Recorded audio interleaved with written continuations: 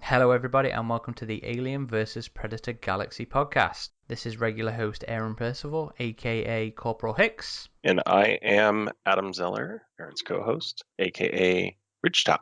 And you're listening to episode 102. And for this episode we're joined by two of Illfonic's developers, Gerritzen and Charles Brungardt, the Chief Creative Officer and the CEO of Illfonic, to talk about a game you're probably interested in if you listen to the podcast or you visit the website, and that is Predator Hunting Grounds. Not much longer now. I think, like 2 a little months? over 80 days or something? 2 months or so, a little over. Because I think it's just before Alien Day, I think. Yeah, it's only like a couple days, so back to back. So that's going to be a fun week. I think, should we stream? We definitely should stream. Let's get together like a little AVP Galaxy crew, and we'll go into sessions together, and then we can take turns doing the Predator and stuff, and piss about with it ourselves. That sounds like a great idea. Yeah. I'm totally on board with that. Sound. So we'll stream that on the AVP Galaxy YouTube channel, actually. But anyway, we digress already. We can't even record an intro without just veering off on our own on our own thoughts. So yeah, I'll let Jared and Charles speak for themselves. Enjoy. We are joined today by Chief Executive Officer of Illfonic, Charles, aka Chuck Brungardt. Hi, Chuck. Hey, how's it going? Good to be here. It's good to have you here as well. And he is not alone. He's also joined by the Chief Creative Officer. And I forgot to ask you how to pronounce your second name as well. So, Jared, go on, you do it. No, I'll let you. I want to see what you do with this. Gerritzen. Perfect. Oh, yes. I'm going to stick with Jared, though. Totally fine. So these are two of the leading men on Predator Hunting Grounds who have kindly taken time out their busy schedule to come and talk to us about the upcoming game. And I know it's always awkward because I'm British, so I have to do it in the evening. I make the Americans do it in the middle of the day. So thank you for joining us. Yeah, thank you. Before we nerd out about Predator and start geeking out, could you tell us a little bit about yourselves and the journey that's led to you working on Predator Hunting Ground? Yeah, I think it's been a bit of a while now, but I think a couple E3s ago, maybe 3 E3s now. It was kind of 2. It was right after Friday the 13th launched. You know, we were kind of talking about what was going to be the next project we'd work on, like IP. And, you know, Jordan, who's the lead designer, we're all kind of sitting around and he brought up, oh, what about Predator? And I think Jared and I looked at each other and instantly, I think we all had the game idea almost immediately. Like it just made total sense. So then after that, like it was, you know. Well, keep in mind, that was also my first day at Illfonic. Yes. Jordan was just getting hired. Yeah, we were pretty much had him about to get hired, right? Yeah, yeah. So I mean, convincing. Yeah, so it was kind of crazy. We're all in this Airbnb out in LA somewhere, and it was just kind of thrown out, and yeah, it was meant to be. I mean, I think the next day we bumped into someone from Fox that worked on the gaming side that you actually knew, that you kind of worked with at a past gig, but that's kind of just where it started, right? Yeah, I mean, and then like I didn't know who it was that you met, and then a week later we're on the phone with Fox, and one of the guys that Chuck met, I worked with at a previous company, and then the biz dev guy that was on the call was another person that I worked with at a previous company. And so it was kind of like this not needing to get to know people. It was more, you know, like, oh, we worked with Jared and we know Chuck and we know F-13. And so the Fox guys were really cool about everything, and they were really excited about what we were bringing to the table. Yeah, I mean, it was just like this game is a bunch of stars aligning, to be completely frank. Like there was another company that was trying to do the game, and we brought a cool pitch. They got excited. They essentially gave us like, what was it, 8 days to find a publisher? Yeah, it was pretty quick. I mean, it's always like, you know, the ideas are kind of the fun part, the parts that come together. But, you know, the business side of just making something happen is always kind of the part that takes a little bit longer, and, you know, at times can be stressful, even though everyone wants to work together and make it work. It's just there's a lot of pieces at play. So it took a while to kind of get it to all come together, but, you know, everyone really wanted to do it. So it was kind of like, it just made sense, right? Yeah, the game made absolute sense. yeah, and Jared went to Geo Corsi at Sony PlayStation, and it was actually my first time meeting him, and brought up like, oh, what do you think about this? And he's like, I love it. So it just all really came together, and there's, it's really the one part that I think stays behind the scenes of just what it takes to get something like this done. But, it wasn't easy, but it came together. And, when it did, we were all super excited to just dig in and get started. So yeah, it was definitely crazy. But I think what also helped is just us kind of coming off of Friday the 13th, really focusing on kind of what we were talking about, like coining, which is kind of community-based multiplayer, just kind of taking a fan base like the Predator fan community, for example, or like the Friday the 13th community, and kind of just, letting them experience what they would see in a film. And I think that really resonated with Fox and Sony, and especially what we did with Friday the 13th, where we're able to kind of just capture the feel of everything. So now they did say a little bit about yourself versus jumping right into the game. Oh, I'm sorry. So who are you, Chuck? Sorry, guys. It's perfectly fine. I get excited. So no, I'm the CEO of Illfonic. We're definitely, it's definitely been crazy over here. So I'm sorry if sometimes I don't like focus or pay attention and tend to wander. So Jared will slap me up for that. But yeah, that's generally me. Pretty much my role is just, I don't know, everything from day-to-day business. And then sometimes the programmers hate it, but I jump on and try to help program at times when, times are crazy and everyone's kind of crunching and staying late. So I sometimes get too deep in that. But yeah, I mean, so there's all sorts of stuff, I guess I do here and you do here, right? So you can so a little bit of history of Chuck that he's not going to touch on for some reason. So Chuck's the founder and CEO of the company. We've started about 14 years ago. Prior to that, he was a music producer that decided, I've gotten a couple of big awards and I'm top of my game. Why not start a video game company and slog for 14 years? Yeah. So it was probably the worst and best idea. Just, it takes a while in this industry to kind of get to where you want to go. Nothing happens quickly. I mean, as you know, like with game development, it's a lot of, I guess, hurry up and wait, like you want to try something new and it might take you a few months to try it. And so that's what makes this industry fun, but also scary and risky. So what about you, Jared, then? I'm Jared Gerritzen. I'm the CCO. I'm the head of creative. I joined Illfonic about I think 3 months after F13 shipped. Yeah, so almost 3 years. Yeah, up on 3 years. Yeah, 3 years pretty soon. And I've been in the industry for quite a long time, starting like 2000. Made some games. I worked at a few studios, and I've known Chuck and Illfonic for 7 or 8 years back with like the Machinima days. And so when Chuck gave us the opportunity to expand the studio and open up the Tacoma office 3 years ago, where it was like me and 3 other people, and now it's another 50 some odd people on top of our 50 some odd people in Denver, I've been happy to add horsepower to the studio. And so, yeah, I'm just like the guy that flips out about canon and story and making sure that we're hitting everything that we try to hit.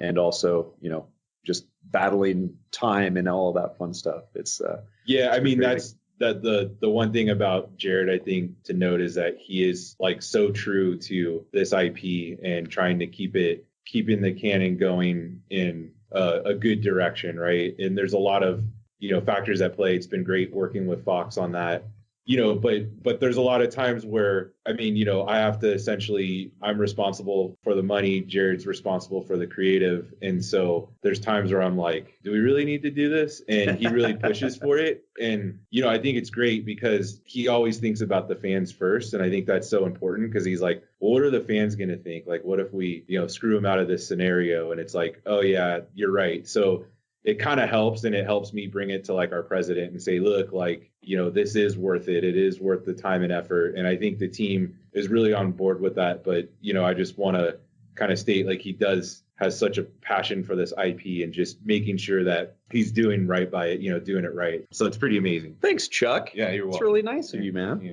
Appreciate it. I did get the impression you were, from the panel that, you did seem to be the bigger Predator nerd. It seemed like you'd read into all the comics and everything as well. Yeah. I mean, I've been a Predator, Aliens, AVP fan, I'd say shit as soon as I started to see those films on VHS as like a little kid. And so like AVP 2 was made by Monolith, and I unfortunately didn't get to work on that project, but when we were working on Fear, we would play AVP multiplayer almost every night during our crunch lunches. And, I really got to get deeper into that fan base and just like the hardcore lore back then. And, I've always been a fan of Dark Horse Comics since when they first started, and just like the other books that they had. And then when they started doing all of the different series, even the Predator versus Archie, I read those. And, there's just a lot of cool stuff. And it's one of those things where when we said, hey, let's do Predator, it was just kind of one of those things like, fuck yeah, like this is just something, an IP that I've always been a huge fan of. And 87 was that film that when I was a kid, you had to rent a VCR to then rent movies. And so it was like a big family thing. And I remember the first time that we saw Predator, it was just one of those things where it was kind of like Star Wars to me, where it just, that movie spun so much like, oh, what if there are more of these out in the woods, and just like stupid kid thought. And like, I said probably one of the worst quotes at the panel, which was, I used to run around the woods when I was a kid pretending like I was being hunted by predators. That kind of doesn't age very well, but a alien beast trying to hunt me, not a predator. But it's just one of those things where the chirps and clicks are just something that, you hear something weird in the woods and my brain instantly goes to Predator. And it's always done that, ever since I was a kid. So doing this game is definitely like that, kids finally getting to do something. I mean, it's one of those things where there's a lot of things that we still want to do, or, I feel like, everyone keeps on saying like, oh, I wish this was, a big single player thing. And it is one of those things where there was at the beginning, like big stories, and, unfortunately budgets and timelines and all that stuff just don't align. So what we're making is I feel the best thing that me as a fan could have made for what we could make. Yeah. And I think for me, it's definitely plays to the strengths of our studio, right? Like we're, very multiplayer focused here. And so I think it was just perfect for the experience that we wanted to give Predator fans. And, we always felt it was just right for what Predator was, right? The fire team versus the Predator. And so it just made total sense for us to go that route, especially with our experience that we've had in the past, and, working on various asymmetrical games as well. So.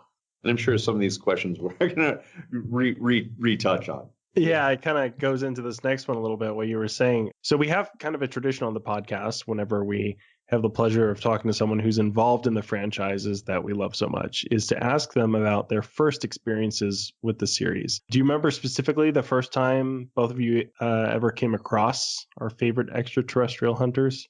Yeah, I was 6 at the time when the film came out, so I was a bit too young. But your parents would have been horrible if they took a 6-year-old to see Predator. Well, I'm trying to think, like I think the first R movie I saw was Delta Force when I was like 5 or 6 that my dad showed me. Wow. And it like actually kind of... Was it in the theater? No, okay. It was at home. We had HBO.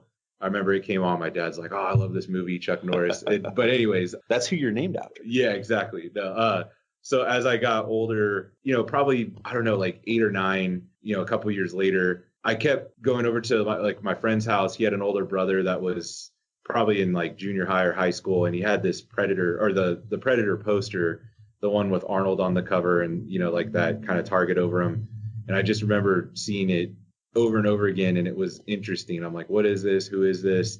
I keep seeing it. And then I think I convinced my mom to let me rent it because I saw it in the theater. I'm like, oh, this looks interesting, and said that, our friend had a poster of it. And so I think she let me rent it and watched it. And I was just like hooked ever since. And then that was really my first experience with it. And I remember renting it just over and over again. It was such a cool movie, cool experience. It wasn't, even at that age, it's like, it was more of an action flick than like a horror flick. So I think it was just perfect for what I was into at that time. So. Yeah, and for me, like I was saying, the VCRs that was like a family thing. Like my cousins and I had three family members that were like my aunts and their kids and an uncle and their kids. We would do like a big movie night, and so like Arnold Schwarzenegger was just the king of the world at the time. So anytime an Arnold flick was on for rent, like I saw, all the Terminators and then Predator was one of those things where, of course, I'd never really heard of it because, there was no internet and I never saw rated R movies in the theater.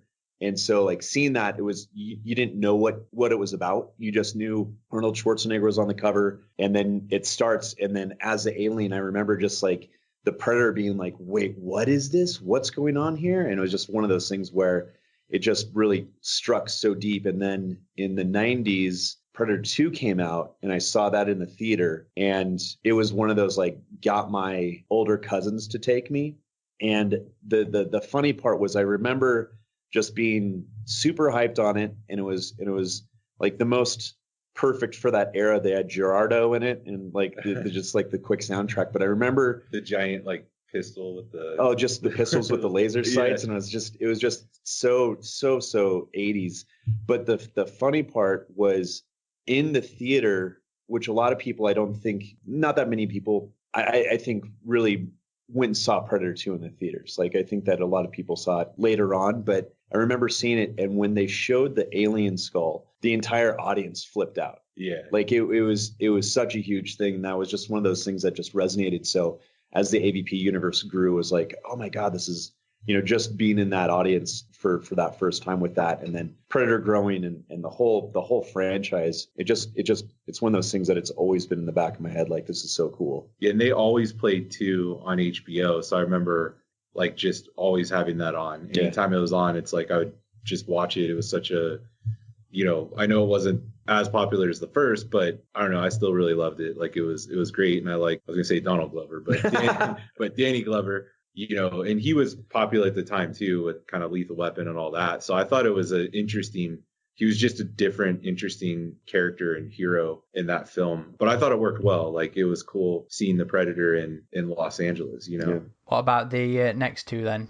Just, general opinions on Predators and the Predator. They were movies.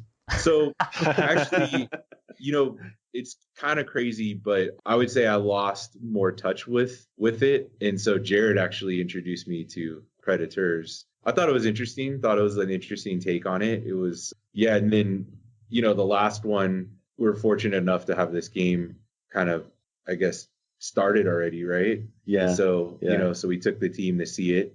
Well, we got to see the screening 6 months earlier too. Yeah, which was awesome of Fox, kind of let us come in and check it out. So you probably saw one of the older cuts then, didn't you? Yeah. It was surprisingly not that different though. They're just from, stories that are public from like the different effects groups and all that. There were multiple different cuts, and I don't think my mama told me not to say anything if I can't say anything nice, but there's stuff that we pulled from it, and it's a movie.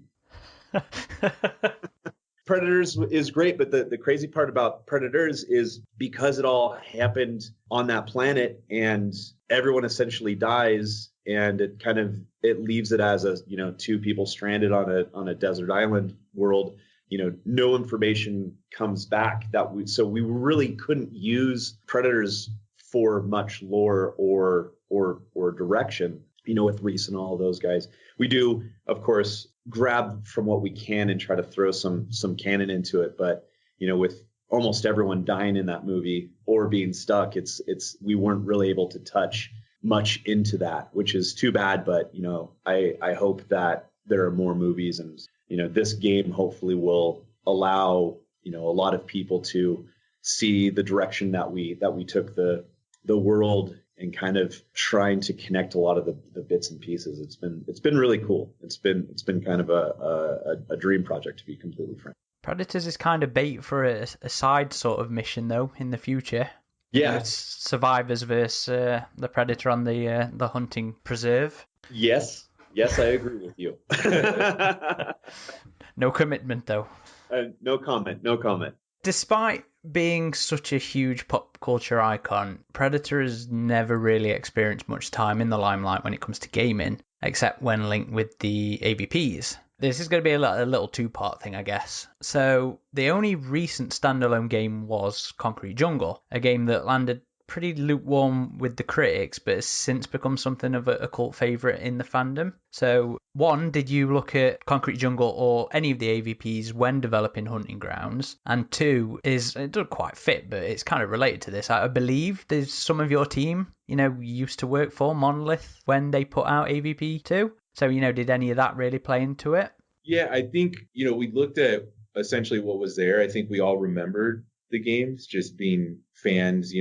I know there was like the AVPs, the Monolith one and the Rebellion. Like I played those. Concrete Jungle I wasn't as exposed to, but we did take a look at it. Jared probably more so, just to make sure, in kind of the lore parts that he wanted to kind of understand almost everything out there. But it really is, I feel like each one of those games are like right for the time and the era and the technology. And now we're kind of being in 2020, it's like multiplayer, the technology's grown. And I feel like that ultimately is, we had the game just set in our heads of how we wanted to do it. So, that was looked at just kind of, and also brought up like our audio guy, Steve Whitman, who's our audio director on this project. He's actually based in the UK and he worked on the Rebellion AVP. Mark Rutherford, who is also helping us get a lot of the music. Yeah, he's helping getting across the finish line.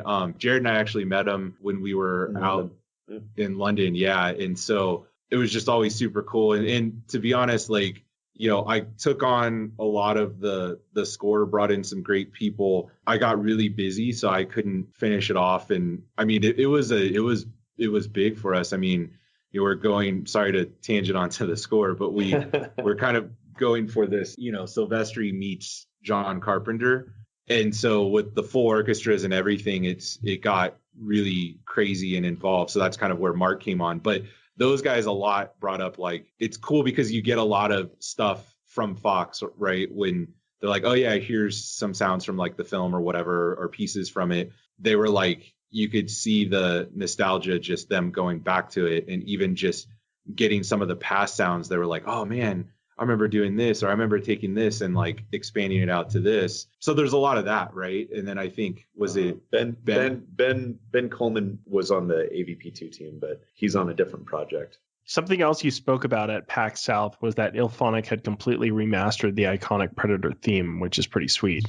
I was hoping you could tell us a little about those other iconic Predator sounds, such as the plasma caster or the ambient vision modes. Did you have to recreate many of the sound effects for the Predator? Some of those actually are used. I think the biggest thing with games is you tend to need a lot more, because a film, it's kind of like, they're matching it to an exact thing. Whereas with a game, we have to have a bigger palette because people get so tired of hearing the same thing over and over, even though it's like iconic and great. So like the vision, we just use the vision. The vision's definitely used. Things like the plasma caster, I mean, we have different, we're using the main one, but we're also altering it so that it's not like, the same shot every time. It feels a bit different. And then some stuff, it's tricky because some of the parts they give you from these films, it's like, it's not as clean as it can be. So some of it has to be recreated almost from scratch to match. And that can be really tricky, but like, Steve's awesome at it. Like he's done a great job just kind of recreating and nailing those sounds. And plus, he's in a community where he's found people that actually worked on the original films, and he's really dug deep on how this stuff was created and done. And so it's been really, really cool to see, like, he's just true to like making it truly original. So he's really dug there. Also, the Foley group that we used at Pinewood. At Pinewood. I keep on saying Westwood. at Pinewood, those guys, they're movie Foley masters, and a lot of the stuff that we added to it, like, it's just this insane quality bar for an indie game to be brought into it with, like, we're using some of the original sounds. We're finding, some of those parts that need to be punched up, but like the people that are punching them up are, some of the best in the business. And it's been really kind of crazy to have those guys. But like the orchestra stuff, for example, it's like, here's this massive orchestra playing the Predator theme song live, and we're there, and it's just like, it's so kind of goosebump, feeling. And then when we found the original keyboard that Silvestri owned to do like a couple of the sounds from the original song, And, just going through the audio files and actually finding that one sound, like the room, with a bunch of adult people all fucking erupted in cheering because we found a single sound on this massive, keyboard synthesizer. And so it's just like the passion of just the audio of this game has been really amazing to be a part of. And one of the big choices that go to Pinewood is, in the past, I kind of crossed paths with Steve on a project where he did all the gun recording for. So that was kind of primarily when we seeked him out. It was like, oh yeah, he's great at weapons recording, and that was kind of his specialty. And then he's like, oh, you're working on this. That's awesome. You should check out Pinewood, where I'm at now. And really sold us on them. It was awesome working with them, because even that Foley team that Jared was talking about, like, they worked on the last two Alien films. So it was cool to just, they were like so into that world, and they can do everything from, a serious drama film to like the craziest sci-fi film. And their range is so diverse in the way they do these. Like, I mean, just when we're doing like the health stuff, the way she figured out how to do that was so crazy, of like putting gel in like a French press kind of coffee thing, and like, the way she just got that sound working. Like squishing so cool. Sound cool. Yeah, exactly. Yeah, Pinewood has quite a legacy with Alien. I mean, 4 out of the 6 films were filmed there. Yeah, which is a cool little connection there as well between the franchises. Yeah, and that's where like all the Star Wars are done. So like they've just Bond. So it's such a. I mean, it's such an awesome scene. Honestly, like it's different. It feels different than working with the studio in the States, because you feel like, in the States, people kind of want to be around, Hollywood, and they're, they kind of find their love for what they want to do. But like in the UK, it's like, you can tell these people were kind of born to be this, right? They're trained into it. Master craftsmen. Yeah. Like it just like the techniques that they did. I mean, just like, I forget her name, but she was just this awesome Foley. She was like a Foley artist, really, because it's like, oh, I know we need to make this running in the water sound. So, she fills this big thing up, puts the right amount of dirt in it. So like the viscosity of the water is the optimal like splashing sound. Then she, goes and finds her splashing bucket. And then like, it was just like all of this crazy shit just to get this perfect sound. And it's like, you don't really see, and I mean, I've been to other Foley deals where the guys are like, okay, this is what we do. But like the attention to detail that those guys were doing in that studio was just awe-inspiring. But when you think of someone playing a Predator, you think of people like TJ Storm, right? Like big and all this stuff. But, I love how we're jumping all I know, over I'm this. sorry, but I'm just, I guess you have not taken your Adderall today. Yeah, my last point being like, it's cool seeing this girl that's probably 5'4" come in and be able to sound larger than life, like Predator heavy footsteps. And so like the footsteps in the game are her, and they just knew how to do it. And they just knew how to nail that sound of sounding big. So yeah, I remember seeing some of the orchestra and Foley artists in the slideshow you guys had at PAX South. Was it recently? Yes. Yeah, it looked very impressive, and I can't wait to hear some of it. Your previous game, or Illfonic's previous game, was Friday the 13th, which, like Hunting Grounds, was an asymmetrical game.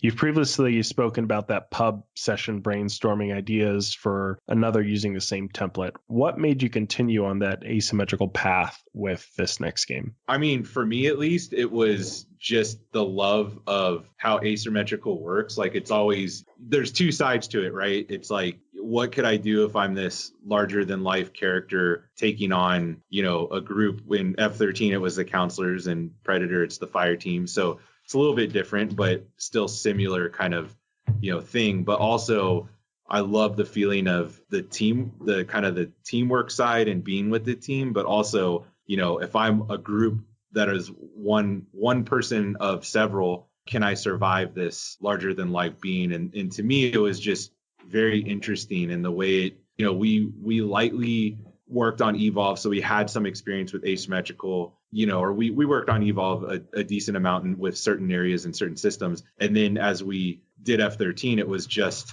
where we really kind of learned what we wanted to do in asymmetrical and how we wanted to kind of tell that side of it in a game. And I think it just worked, and we walked away and we're like, man, it's a really fun game. Like, let's try it again with another game, because we could make something so cool and and different and fun. And I think just the game's feeling and being different, it's like, it's tough to compete in a first person shooter market, right? But this is so different and it plays different and there's two sides to it.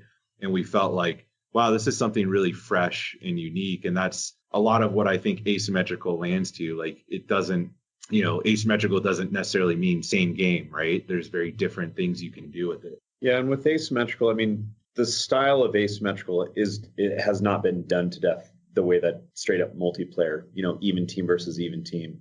But, the idea of Predator right after we got done with F-13 is like, oh my God, this game makes itself. We said, the Predator will be third person. He can run around, clamber, jump through trees, use all of his alien tech. And then the other team is first person and you're playing a shooter and you're playing against AI and you're doing these missions. And then, the Predator can, come and fuck shit up.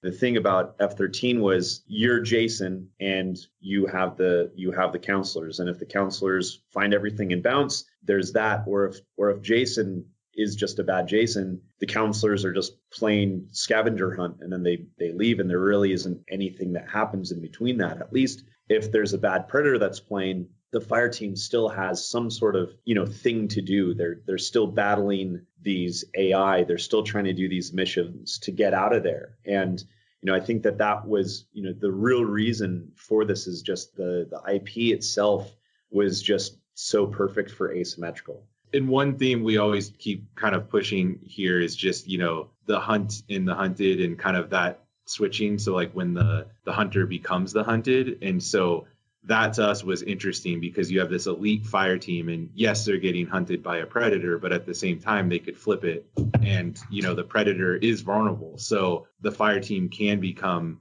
they are together. If they work right, they can be that stronger force. And so having the ability to keep going back and forth in those types of scenarios to us was very interesting and kind of the next part of our asymmetrical journey. But, but that led to that was a big challenge, right? Like this wasn't an easy game to make. I mean, F-13 wasn't either, but this one was definitely, we knew what we're setting out to do something pretty challenging here. But if it comes together, it's going to be right and it's going to be worth it. And so, we were surprised, or not surprised, but we knew it would come together. But it was one of those moments where we're like, wow, this came together quicker than we thought. Yeah. So.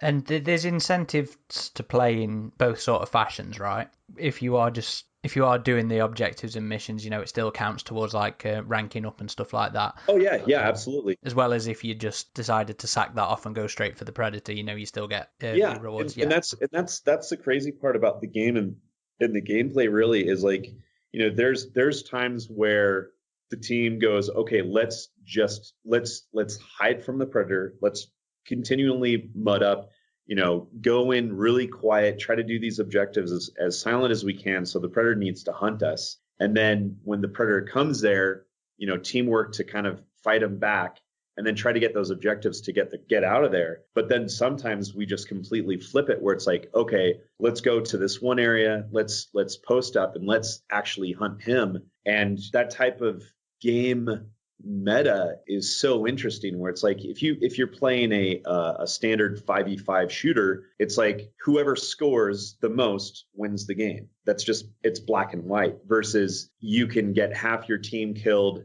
you still get to the objective, you get to the chopper, yourself,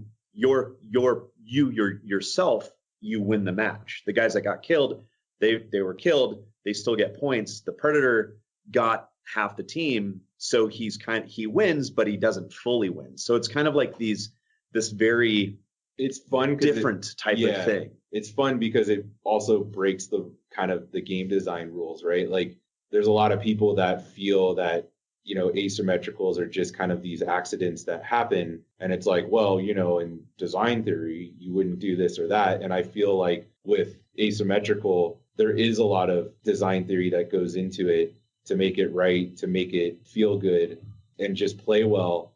But it does break the rules of, I think, what they teach in schools to people that want to become designers and stuff like that. And even just some of the rules of some of the old school mentalities of designing. And I think it's like, for us, we always like breaking the rules, and so I think it's just what makes it special and fun to make these types of games is it's like, cool, let's break this rule and figure out how we're going to make it work and make it fun. Yeah, and that's kind of where, going back to the community-based multiplayer versus competitive multiplayer. Competitive multiplayer, it's black and white. Your team wins, your team loses. With this, it should go back to the original idea of video games or games just as entertainment. Like, is it fun? Is it fun to be a Predator? Do you have to win? Or did you get that kill, and did you have this fun experience with people? And, when you're playing with friends, it's even more fun because VoIP and, there's like the shit talking that happens and all of that fun stuff. But like being a Predator is tactical. It's like, if we were making a ninja versus cowboys game, like you can't just run into the fold and think you're going to kill everyone. The Predator isn't like, it's not a god. It's still a thing that bleeds. And so, you have to be very tactical. So playing as a Predator, when you're a Predator, it can be very, very just kind of stressful because it's not you with another group. It's you by yourself doing your thing. But as the fire team, you have the support, you have this, this massive firepower, and you don't have to wait for the Predator. You need to just hide in some cases. And so there's all of this different angles that you can play this game, and different types of players, from like hardcore first person shooter players will play and be like, oh, okay, I get it. But then that Predator comes in, it's like, oh shit, this is completely different. Or if you're a casual player, you just stick with your team and you can get better at it. You can unlock things. And the thing about the fire team is they're extremely dangerous. We're basing this off of current day weapons, and in the movie, that group was extremely dangerous. They're guys with machine guns and then bigger machine guns and then grenade launchers. And so that's what we're giving the players is a ton of firepower. So even if it is just you versus the Predator, you shouldn't feel like you're fucked. You should feel like, okay, I need to play this certain way.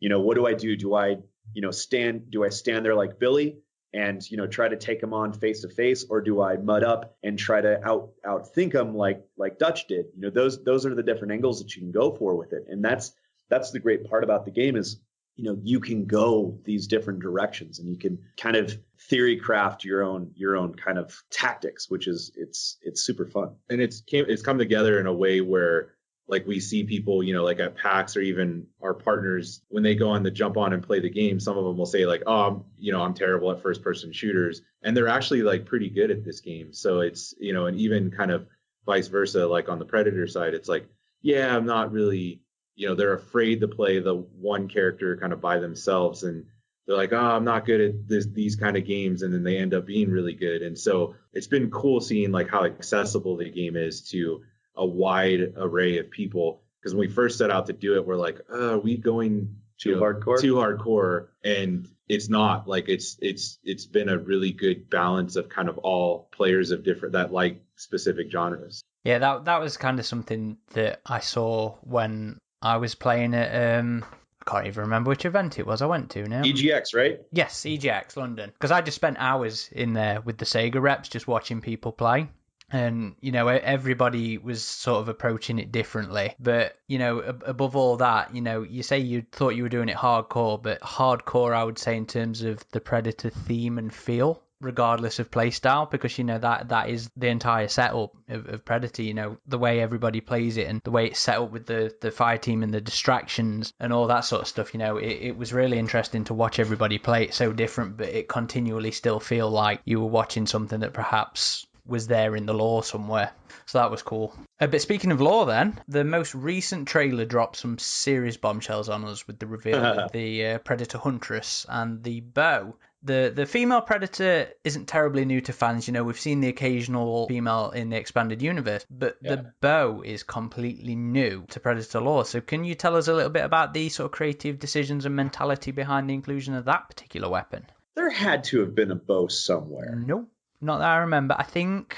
Like in a comic or something? I think Cold War, one of the spears sort of ejected from itself. And I think Hell and Hot Water might have had a Predator with like an underwater spear gun kind of thing, but not an old school bow and arrow, not a Hawkeye or a green arrow. I have seen it in fan art before, though. Yeah, I think that's. I mean, it's one of those things where you think of the Predator race, right? And we have some stuff that is definitely not with the same theory. But when we started going like, okay, what weapons do we see being fun mechanics and all of that stuff? And I always love games with bow and arrows. And our lead designer Jordan is a big archery nerd, and so is like, hey, let's add a bow. It could be kind of like the combi stick, but not as, brutal and damaging. And it's kind of this hunter skill weapon. And so it's just one of those things where it made sense, but also like I feel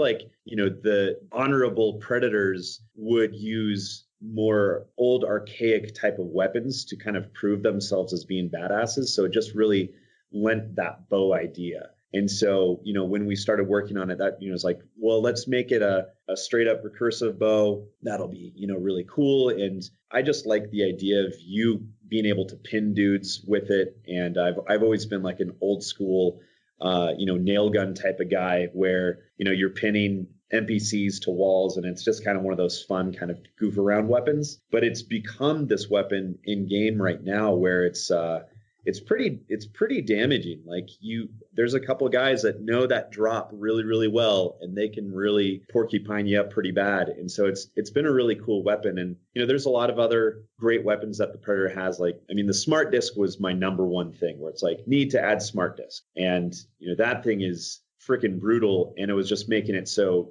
the drivable disc of doom wasn't too OP. And so, that's been the thing that we've been really kind of figuring out is like how to make these weapons true to the canon, but also fun to use. But also, we want to make sure that the fire team at least has a fighting chance. So there's been a lot of those great things with that. But the bow itself was kind of one of those things where I could have sworn it was just something that I think is a given. And that's kind of the thing where when we started working on the elements that we wanted to add, it's like, it's a given. There should be a bow. The Predator race would easily have a bow and arrow. And, I think that I've seen a lot of cosplayers and, fan art with bows. So it's like, this makes absolute sense. And speaking of what makes absolute sense is the addition of the Huntress, where when we announced it, people were like, oh my God, you guys did it. This is so rad. And it's like, well, we just did what honestly is expected. I feel the female side of the Predator race has been explored in the Dark Horse series. And, there's different ranges of them and people have different theories on how they should have been. But, I think that what we did and what we worked with Fox quite a bit on makes a lot of sense. It's not super far out there. She is cool looking. She has,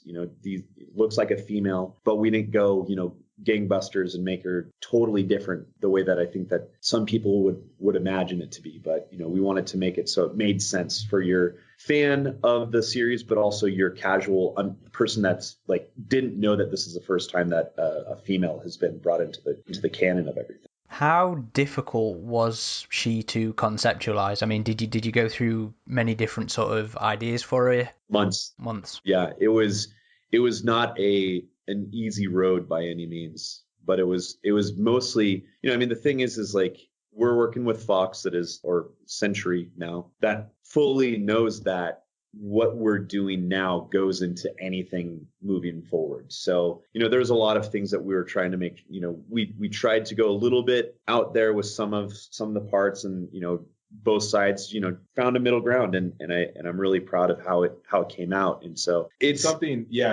this important and iconic is going to go through a lot of approvals and a lot of, just changes and kind of refining it. And it's been a great working relationship. So I think, we were able, obviously nothing's ever easy, but we're able to get there and we're really happy and we're proud of what was created. But just a little bit of inside baseball, getting our armor and getting our helmets and getting all of our other elements approved per the scale of the females, we're roughly like everything has a back and forth to make sure that it's the best to the IP. So it's almost expected. The female edition was a lot of going back and forth, but also Same with making our armor, had a lot of back and forth. A lot of our helmets had iteration because we're making a ton of new helmets and so on. And, it's been a great thing to let the little nerdy kid inside of me remind me, like, this is the stuff that I was drawing on, Trapper Keepers and lined paper,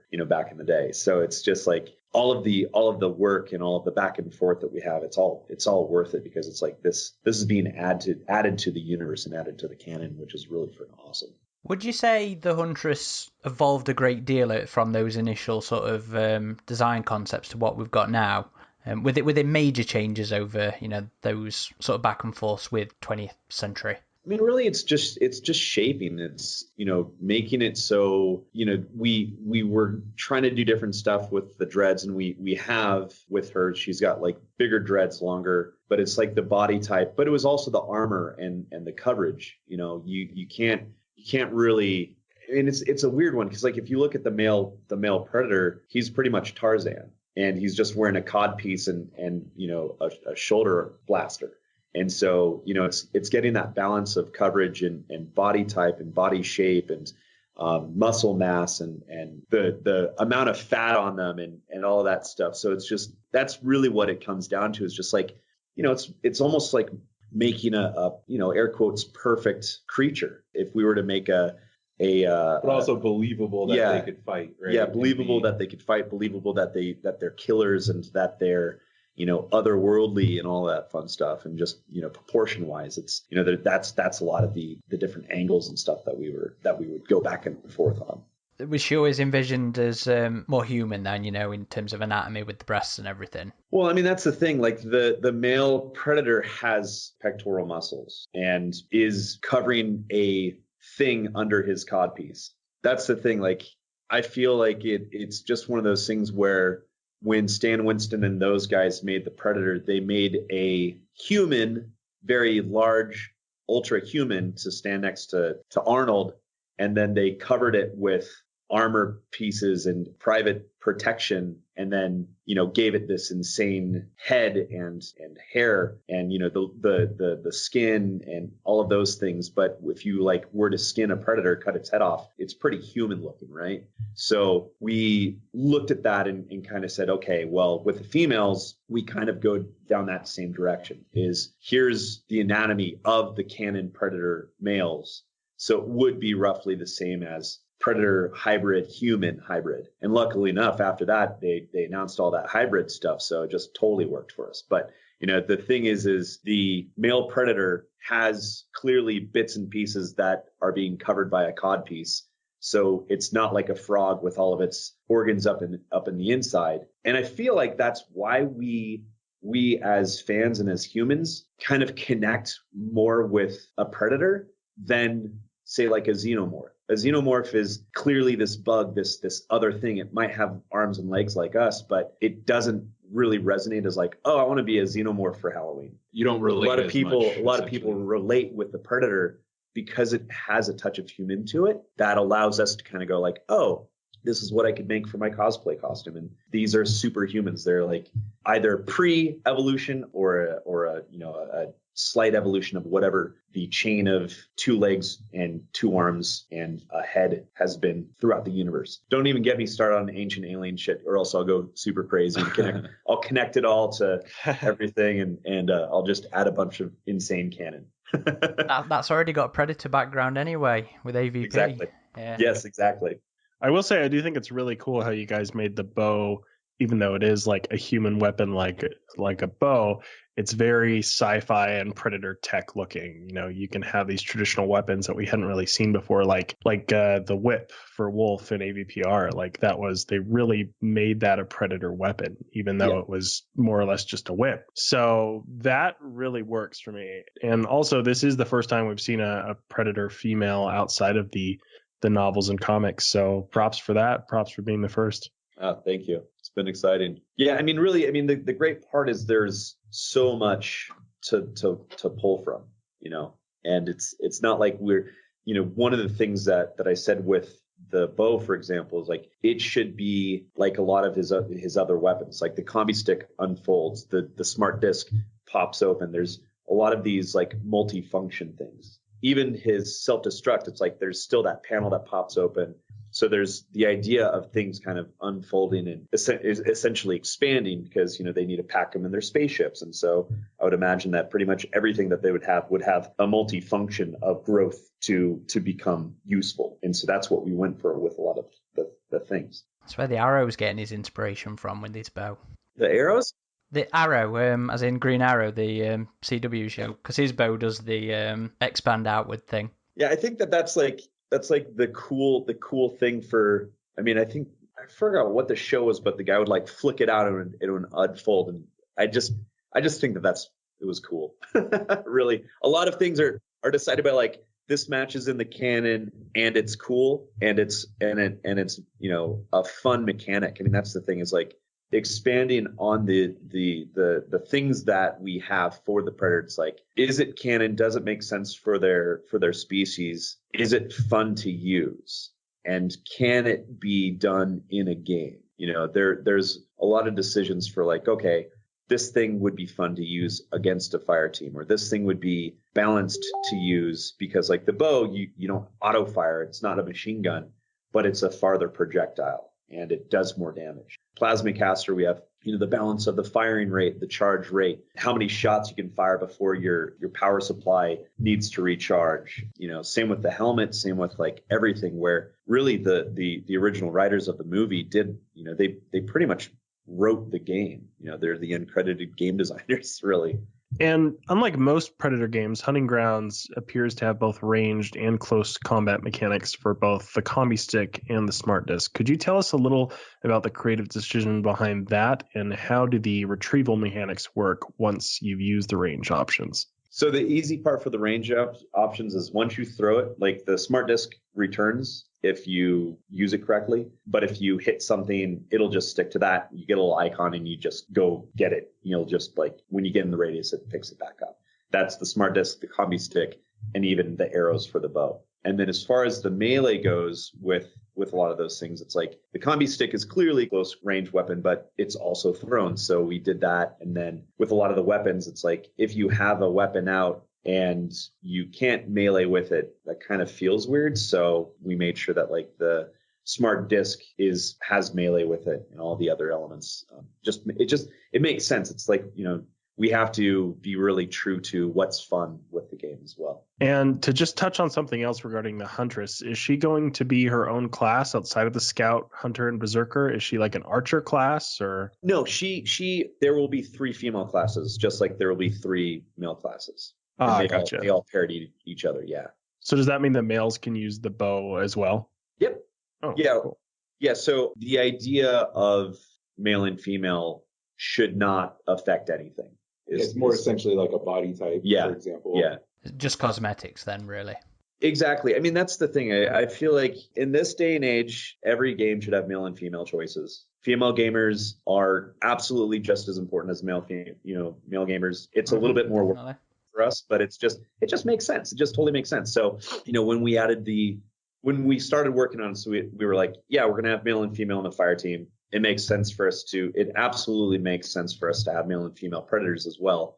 And their body types and their classes are just similar and parodied with their health, their speed, their recoveries, all that stuff. Yeah, and that was something that I was impressed with at the panel again as well. Was you were consciously doing all the different visuals for the human characters as well. So there's plenty of representation there. So on both sides, predator and human. Yeah. I mean, it's a necessary thing to have. If we didn't have the budget, it'd be like, here's this all male thing, but it's, if the game does well, we would of course try to add females to it. I mean, it just comes down. I mean, really, it's the sad part about video games is it is a business. It's like, why wasn't this movie better?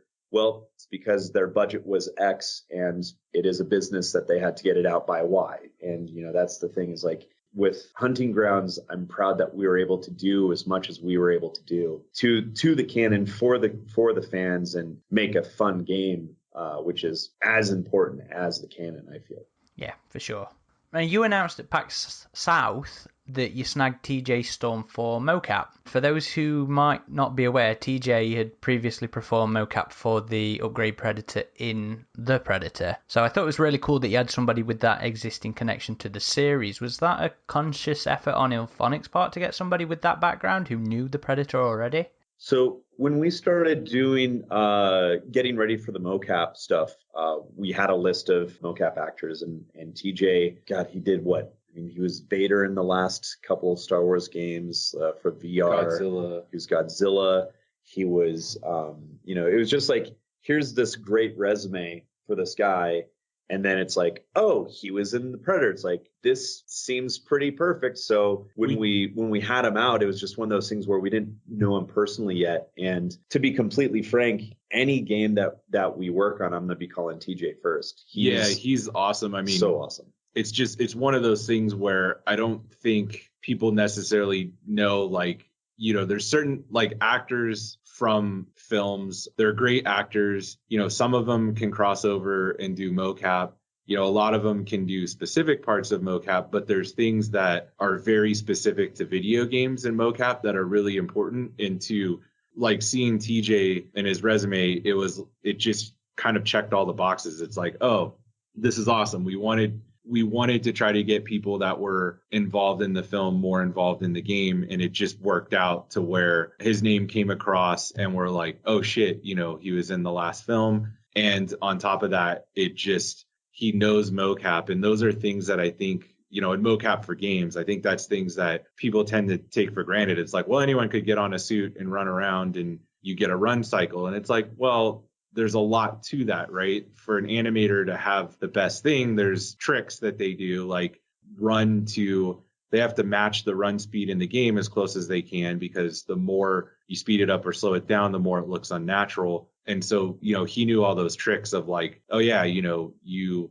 move to something that's like a metronome because that keeps you kind of on cycle. And so that was awesome. The guy had an iPad or an iPod on him that he was playing songs that had the right BPM to match his footsteps. Yeah. It was pretty rad. Like, he was calling out songs that would have the right rhythm to put his body into that motion. Like, it was absolutely phenomenal. Like, the things that he was doing, and like, he would be standing there, and he's a big guy. He's like probably 6'3", 6'4". And so he'd be standing there just, normal, waiting for everything to go. And then as soon as they said action, he became the Predator. Like, his body, like his stance, his hunches, everything that he did. We weren't using the microphones to record any audio, but he was grunting and roaring and yelling like he was the Predator. And, he just took this really great level of magnitude to it. And then we had his other support mocap person, Andy Norris, and she was to him the size of a human. So he looked as if he was 7 feet tall or 8 feet tall or whatever. And he would do all of the fatalities or all the final kill moves to her. And it just added so much just violence and this visceral nature to all of the mocap actions that it was just this really cool experience with them. And then also he is one of the voice actors for our fire teams as well. And he did an amazing job in VOs as well. So yeah, TJ is definitely like aces in my book. We've seen that the pre-order incentive includes early access to Blaine's Old Painless and a Jungle Hunter skin based on the original film's Predator. We noticed that the Jungle Hunter skin hasn't been announced as an early access like Old Painless. Is this a mistake, or is it exclusive to the pre-orders? It's an exclusive to the pre-orders. So Gotcha. Anyone that pre-orders the game gets the Jungle Hunter. One of the things I saw during the pre-alpha was just the prompt for the camouflage for the mud thing. And it's been talked about during the press rounds too, but it's not something we've had the chance to see in action yet. Again, a two-parter. What led to the inclusion of the, this iconic Predator moment, and how does it work and look in terms of the gameplay? Do we get like a little cutscene of you stripping down and soaping up, or how does it work? Wait, which part is this? The mud camouflage. Oh. It was actually active in the demo when you played it. Yeah, I only saw the prompt though. Nobody actually used it, so I haven't got to. I don't think anybody's seen what it's like yet, because I don't think it's been in any of the press footage, the promo footage or anything.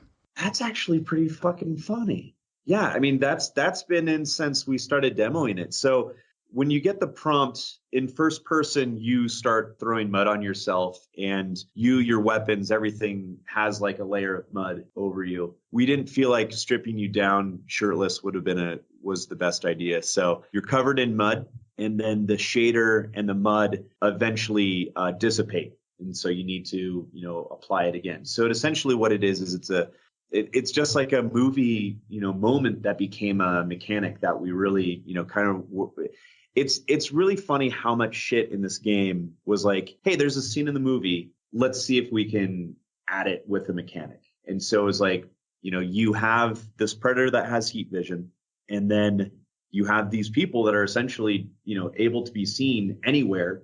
And so it's like, let's add the mud mechanic to it. And now you have this essential, temporary buff that allows you to move around, hypothetically not seen as easy, but the predator can still see you because it's still movement of like a cool object. But the number of times that I've been mudded up and someone's ran by me as a predator, and I was like, did you see me? You just literally ran by me. They're like, no, I didn't see you. And it's like that type of thing, that movie moment that became a mechanic is just one of those awesome, like, holy shit, this actually worked type of thing. So yeah.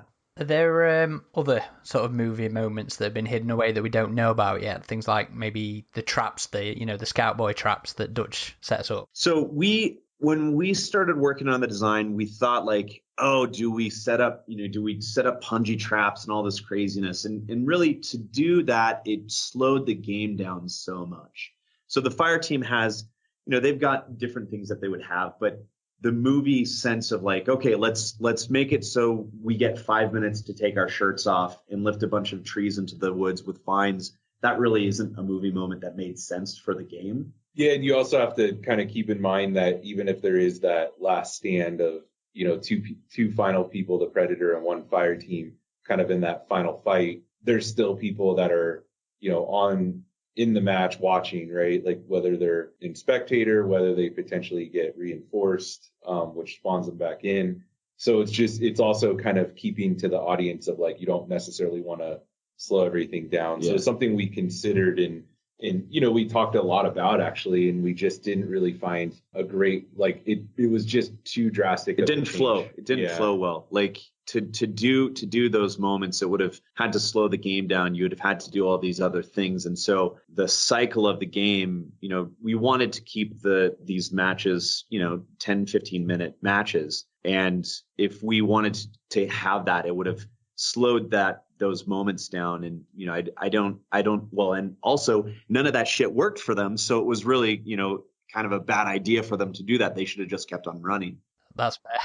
Yeah. The thing is like the idea of, the cycle for the fire team being very simple of like, you get in, you do your objectives, a chopper comes, you get to the chopper, you get the hell out of there. Keeping the pace going without getting overly complicated. Yeah.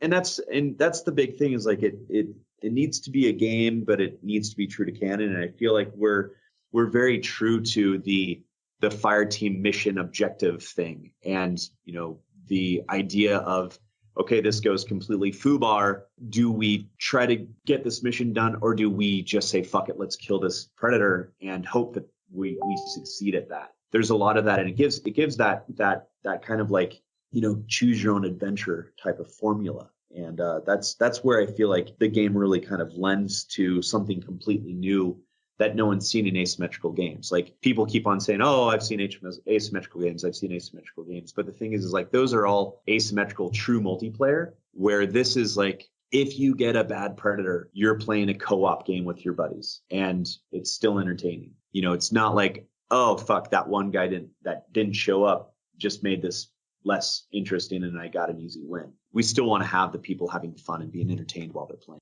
And we've seen mention of field crates in some of the announcements. I was hoping maybe you would be able to explain those. Sure. So those are unlocked only by playing the game, and they are literally cosmetic only items. So they're your camos, your face paints, your customizable things, and then all of your weapons and gear are unlocked with your rank. So it's pretty much like here's this thing to kind of, play Barbie dress up with all of your characters. How does that work in terms of stuff you've already got? So are you always guaranteed new items that you haven't yet unlocked? Or do you accrue like an inventory that you can trade and stuff like that? I believe if you already have it, it just gives you more points. And then the point system, you can also buy things. Again, cosmetics, not gameplay stuff. Okay, cool. Yep. I wanted to ask you about the narrative through line of Hunting Grounds, because though it's a multiplayer game, the missions appear, at least from the pre-alpha that we got to see, they appear framed around a narrative. Could you tell us a little bit about the story that the missions are framed around and why that particular sort of framing?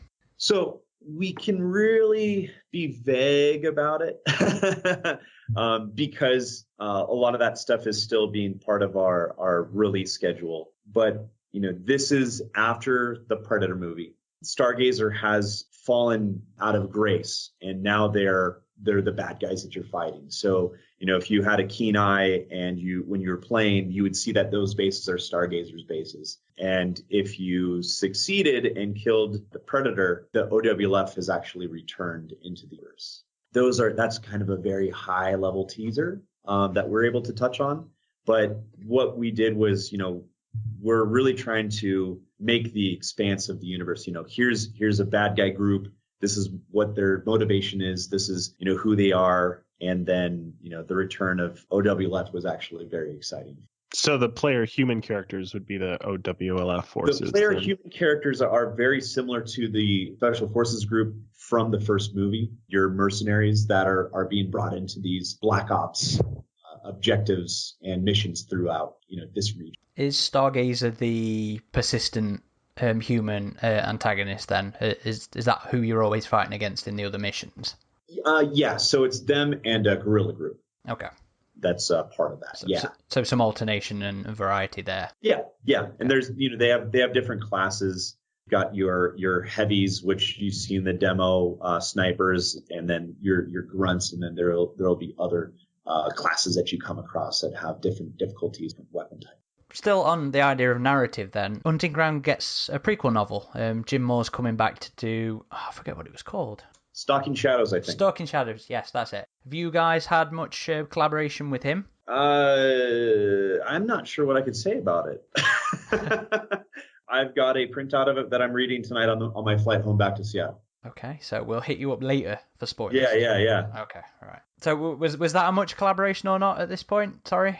Yeah, we're working on a lot of awesome things, and there's been a lot of great additions to the universe and canon that I feel it's really kind of brought it to hopefully a really great place for others to take on, and I think what we gave for the Stalking Shadows stuff, I think that there's a lot of really cool shit that they were able to play with. Cool. I'm looking forward to that one because Jim's last book, the Hunters and the Hunted, was far superior to the film. He did a prequel to the Predator. Yeah, it was loads better than the film. So I'm really we both loved it. Yeah, really looking forward to seeing him set this game up. Awesome. So it was quite surprising to see Hunting Grounds announced as coming to the PC as well. We'd all been under the impression that it was going to be a PS4 exclusive, but it has left some folk wondering if it's likely to see Hunting Grounds also make the jump to Xbox after a while. Is it a timed exclusive kind of situation? No, because it's published by Sony. Okay, so just a straight up, that's it. Yeah, I mean, to be completely frank, like it's been a great experience working with PlayStation and Sony. So I mean, the game has gotten it is better because Sony has helped us with a lot of things, and it's been an amazing relationship. It is too bad that it's not on Xbox, but it's one of those things where it's like, there's plenty of Xbox exclusives that I wish were on PC and other things. So it's just how it's how the business of things go, but it's been really great that we were able to get it onto the PC as well. And compared to Friday the 13th, Hunting Grounds has the backing of being an IP from a much larger studio, and the game is also under the Sony banner. How would you say Hunting Grounds has benefited from being a Sony title? I think really just what Sony brings to the table as far as just their the experience they have, right? And just there's a ton of PlayStation 4s out there, like over 100 million, and then you have all the studios that they own and work with, and so there's just a lot of great experience. I mean, they see a lot of different games there, and they really bring tools to support us and to support the game. I think the one thing to understand though is it's still, we're like Illfonic is still an independent company. It's a relatively small team on the project, so it's not like it's some. But it's a much bigger team than F-13. Yes, it's a much bigger team than Friday the 13th. But for us, we're really trying to refine Illfonic as a studio and learn from what we learned on Friday the 13th and make as strong of a product as we can possible. And it's been great working with Sony because there's just certain issues you run into. It's like, oh yeah, what do you guys think about it? And they really help you kind of problem solve. But with that being said, it's not a huge not a huge team, not a huge amount of time. Yeah, not a huge amount of time. But compared to F-13, yes, twice as much. Yeah, I would say yeah, almost twice as much. I mean, so the maybe even more in certain areas. But yeah. I mean, if it is one of those things where I'm extremely proud to be at Illfonic, and when I came and saw what they did with such a small group in such a short amount of time with F-13, and to say that, from F-13 to now what we're showing with Predator, the game experience has evolved immensely, but the quality, the content, it's just a matter of fact. If you have more time and more people, your product's going to be X times better. Yeah, and I think the success of Friday the 13th is what got us here, right? Like I think our company was like maybe 25 when we did Friday the 13th, and not even, and we were still working on 2 different projects. So, I think we might have peaked on that project at 20. So my whole goal after that project was, what holes does the studio have, and being able to hire someone like Jared and hire someone like Trammell. It's like we had such a great team. We were just able to bring on certain resources that had the experience to really get us to that next level as a studio. And so that's what was important to me. I mean, and again, like we had such good resources here, like just the team always has been super amazing, but it was great. The team kind of, or as a team, we made the decision, like, let's grow and really turn this into something awesome. And it allowed us to kind of do that. So it's been really exciting just seeing what the team has done, and also watching people that have been here for years, like, get to a whole different level of experience and potential, just learning from industry veterans that were able to kind of come on and help us, fill holes and solve problems that we had in the past. So a much sort of smoother and easier development cycle than Friday was. I wouldn't say anything smoother or easier. It's just more people to throw at it, really. Is that purely a funding kind of thing? Because I know Friday was crowdfunded, wasn't it?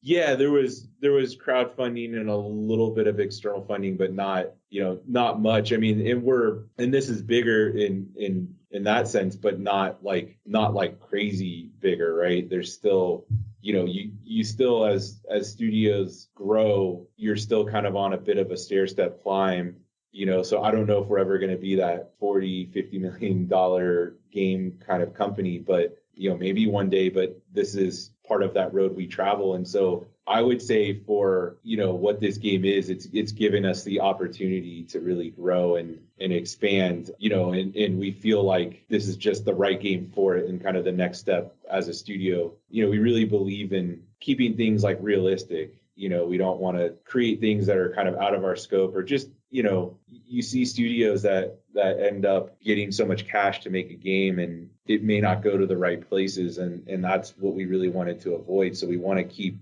very grounded in that sense. So yeah, I mean, but at the same time, it's like you always build on, like, everything's a learning experience. You learn from the last product. And sometimes, I think you make mistakes on every project, and, sometimes you learn from one project to another, and other times you can make the same mistake twice. And it's just, game development is super hard. Like, I don't think it ever comes easy. And when you move from one project to another, you tend to face a new set of challenges, especially when you're pushing yourself. And we've been really pushing ourselves to evolve every product we've made. It's like, let's make let's learn and let's, refine and let's make something. Like, we always love taking crazy ideas and pushing those, and we're doing it again. So sometimes you kind of sit back when you run into an issue and you're like, oh man, like, we're really, really pushing again. Do we have to do that? But yeah, you do, because then you're making the same thing twice, and you don't want to really do that, Yeah, completely understood there.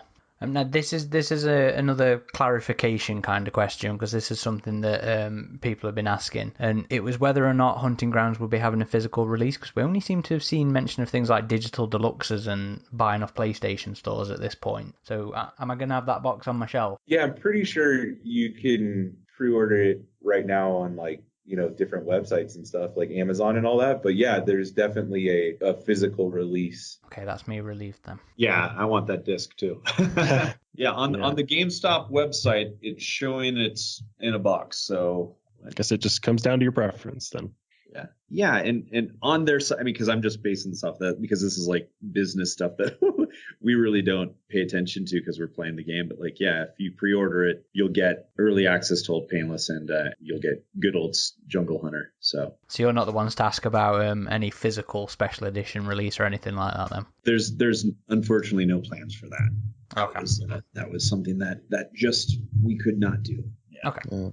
I like me my steelbooks, but if you do pre-order the digital version, you get the added bonus of a PS4 dynamic theme, as well as some PlayStation Network avatars that are pretty cool. There you go. Thanks for selling it.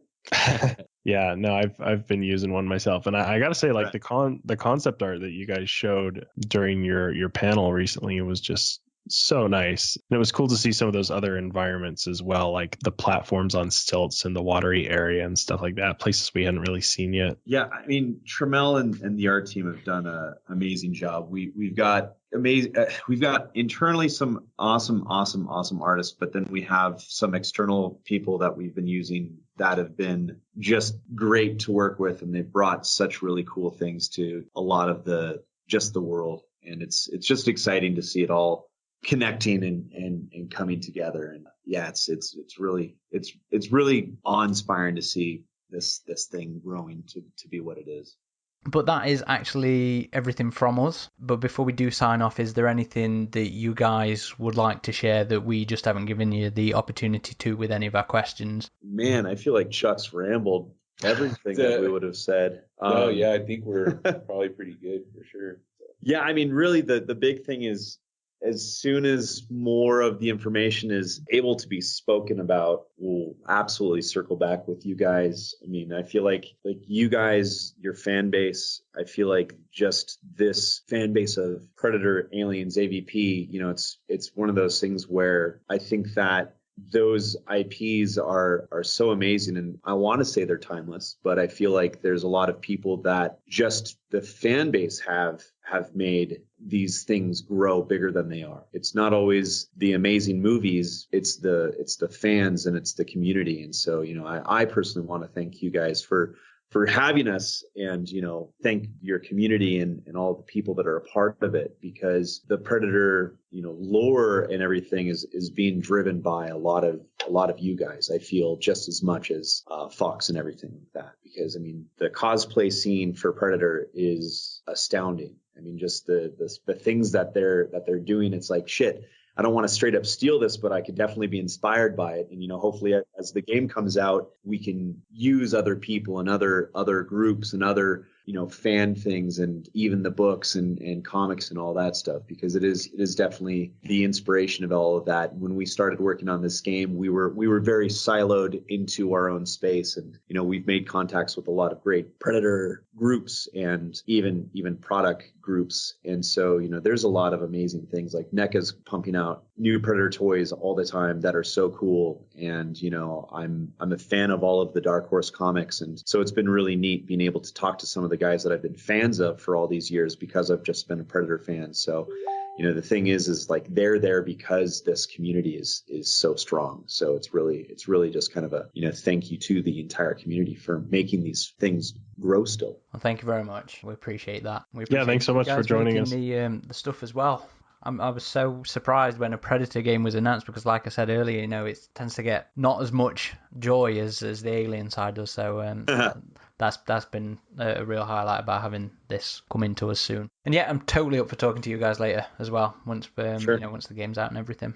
Yeah, we're really, really stoked for it, and good luck with the final stretch, and don't crunch too hard, I guess.